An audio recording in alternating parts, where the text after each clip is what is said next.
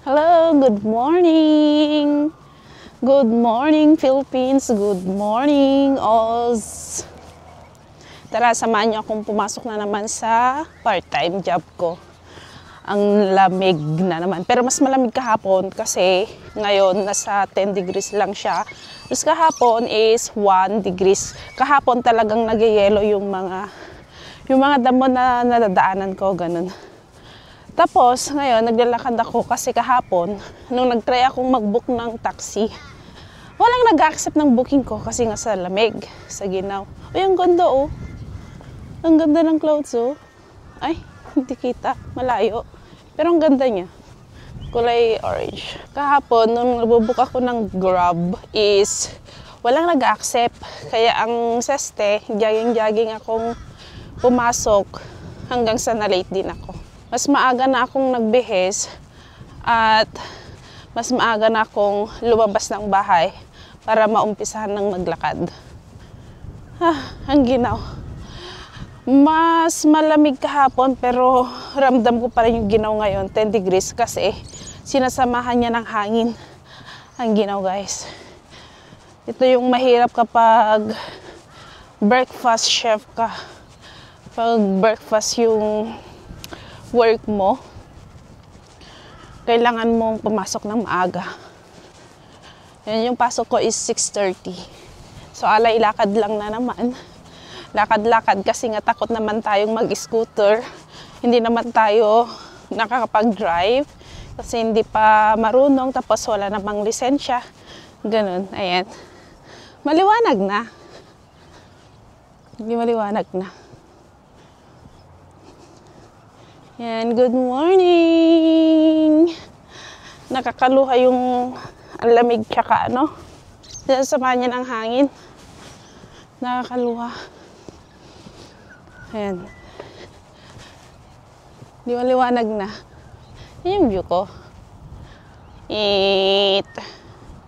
So sabi nung isang kasamahan ko sa bahay, ang aga-aga ko daw umalis. Bakit daw hindi man lang ako magkape o hindi man lang ako kumain, ganon.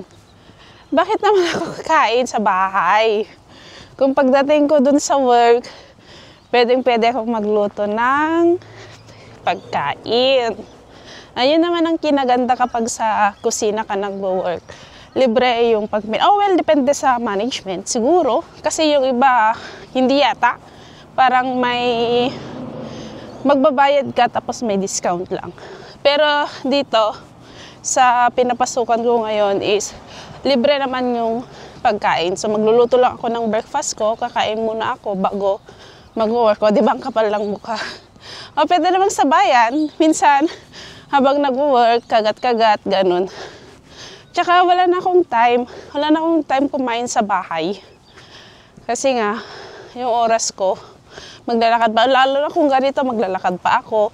Kung nakaset ako, kung sigurado lang na may mag-accept ng booking sa 13 cabs, yung parang Uber dito, sure, siguro makapagluto pa ako sa bahay.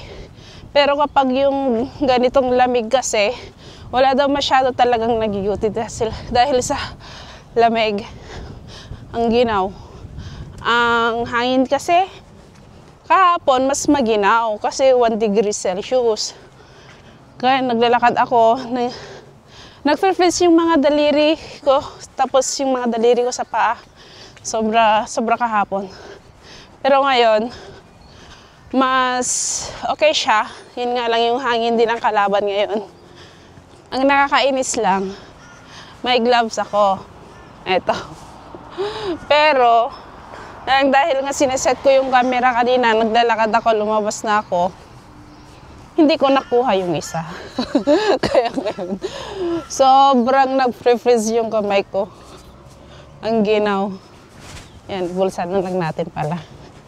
Tapos ito isa yung paghawak ng camera. So ito yung school din nila dito, mga bata.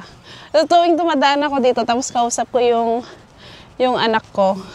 Ayan, pinapakita ko sa kanya. Ayan, gusto daw niyang mag-school dito. Ganda-ganda. Parang old building na siya. Kasi usually dito sa regional na pinag-workan ko dito sa Warwick is mga old buildings na talaga. Napre-preserve nila yung mga old buildings na yun. Yung school nila ng state school, mga elementary, ganun. Kumbaga sa atin. Ayan, tuwang-tuwa siya kapag pinapakita ko yan sa kanya kasi saan daw niya mag-aral. Tapos kapag ganyan, tapos kapag tinatanong niya na ano, at tapos kapag sinasabi ko na dyan siya mag-aaral pagpunta niya dito, ang tinatanong niya lagi English ba ang salita nila dyan? Pag malaki na ako, mag-English na ako. Nakakatuwa. Nakakatuwa yung anak ko na yun. Kaya mahal na mahal ko yun eh. Kaya ako gumagawa ngayon ng videos para kapag matuto na din siyang mag-scan-scan ng sa app sa cellphones, manood ng mga videos sa YouTube, sa Facebook. Ayan. Ginagawa ko to para sa'yo, para sa inyo ni Kuya. Ayan, hindi ako nagde-day off para may pang-SM ka. Ganun. Ang arte-arte kasi ng anak ko eh. Nakakatuwa. Gagawin ko lahat para sa kanila. Hindi ako nagde-day off, hindi ako nagpapahinga. Talagang ginagrab yung opportunity na makapag-work pa, pang malakas. Habang kaya pa ng katawan para sa kanila. Hindi na. 6 minutes na lang, dapat nakain ako. Pero yung lalakarin ko, medyo malayo-layo pa. Pero okay lang yan. Dito naman, hindi ka naman ma-stress kapag malate ka ng mga 3 minutes, 5 minutes, ganun lang. Hindi gaya sa Pilipinas na pag na-late ka ng 2 minutes ng mga halimbawa, na-late ka in a week or in a month ng mga 3 times to 5 times. Ayan, may memo ka na habitual tardiness, mga gano'n. Dito, i-message mo lang yung in charge. Malalate ako ng mga 2 minutes, 5 minutes, 10 minutes. Depende. Tansyahin mo.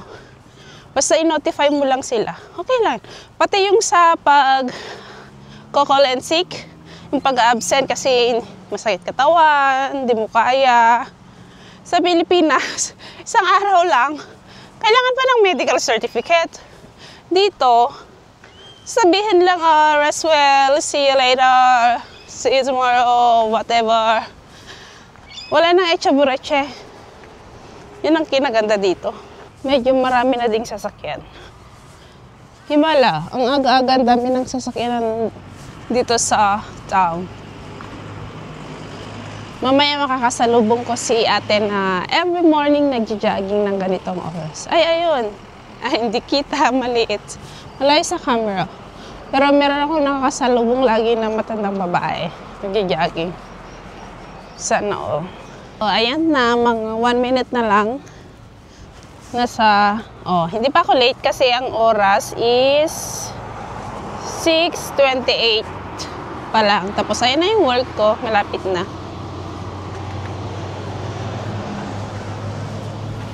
Sana meron na yung in charge para hindi na ako mag-antay sa labas kasi ang init.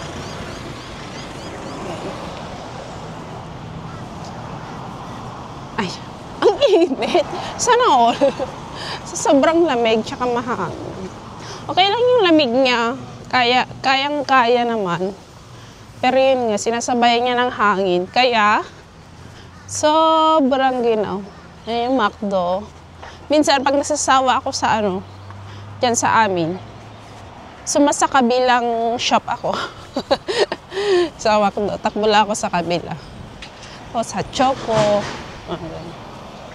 Tapos, ang kinaganda dito sa work ko, pagdating ko pa lang, kahit hindi ako nagkakape, pagdating ko pa lang, ayan na, may nag-aabot na ng kape.